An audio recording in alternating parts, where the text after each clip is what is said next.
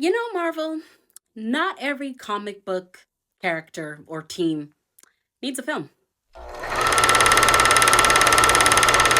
a film. Hi, I'm author R.L. Raintree, and this is Reels and Reads, where I give honest reviews and occasional spoilers. Thunderbolts, a movie no one asked for. And I get it. Comic book fans were excited about this. I saw the box office numbers, so obviously people went to go see it. Not me though. I'm real glad I didn't pay money to see this. I waited until it was on streaming, and I would have been very pissed off if I paid $100 to $200 to watch this film, because that's pretty much the price of going to the movies.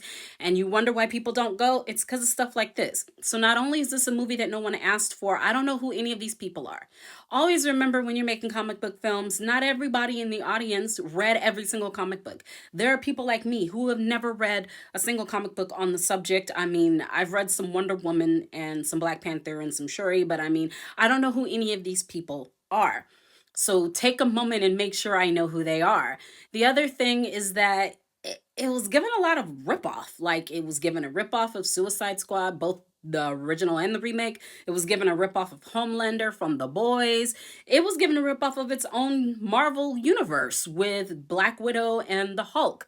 I have no idea what this film was trying to be. I just know what I thought it was going to be by the trailer. I thought it was going to be action packed. I thought it was going to be exciting. But every time we got some action rolling, there would be some dramatic backstory that completely interrupt the momentum. This happened so many times I fell asleep during one of those momentum interruptions. If I fall asleep during a movie, there's a problem. There's a big problem because I hardly ever sleep. So if I'm sleeping during your movie, mm, something went wrong. Now we have Bucky in this film, Sebastian Stan, and he's giving the performance you would expect him to give, but it feels like he doesn't belong here. It feels like, he's a DC character in a Marvel universe or vice versa. Like, I don't understand why Bucky was even there. He's the most famous character of all of those characters, at least in my opinion, as a non comic book reader. And so I'm seeing him basically be a supporting cast member in something where I would expect him to be the star. And he wasn't. And it almost seemed like Sebastian Stan was exhausted. And considering all the work he's been putting out over the last couple of years, he probably was. But it just seemed like his performance was lackluster. Not that it was bad, but that he was just exhausted, almost like he knew this movie was going to be crap. Florence Pugh also gave an excellent performance, but I expect that from her. But can we stop with the Russian accents? Scarlett Johansson, Florence Pugh, David Arbor. Yeah, no. No, I've yet to see a quality Russian accent coming out of the Marvel universe. Let's just stop. I know it's probably in the comic books. Let's be nice. Okay.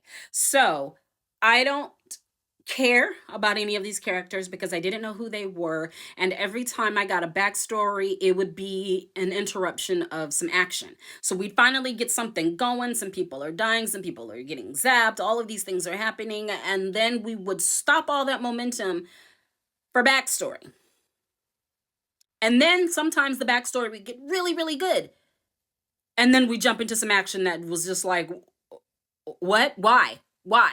So, unfortunately, because I have no idea what this movie was trying to be, was it trying to be Suicide Squad? Was it trying to be, Black Widow? Was it trying to be the Avengers? I mean, they did call themselves the New Avengers, where, Black Widow had to take care of the Hulk. Was it trying to be the boys?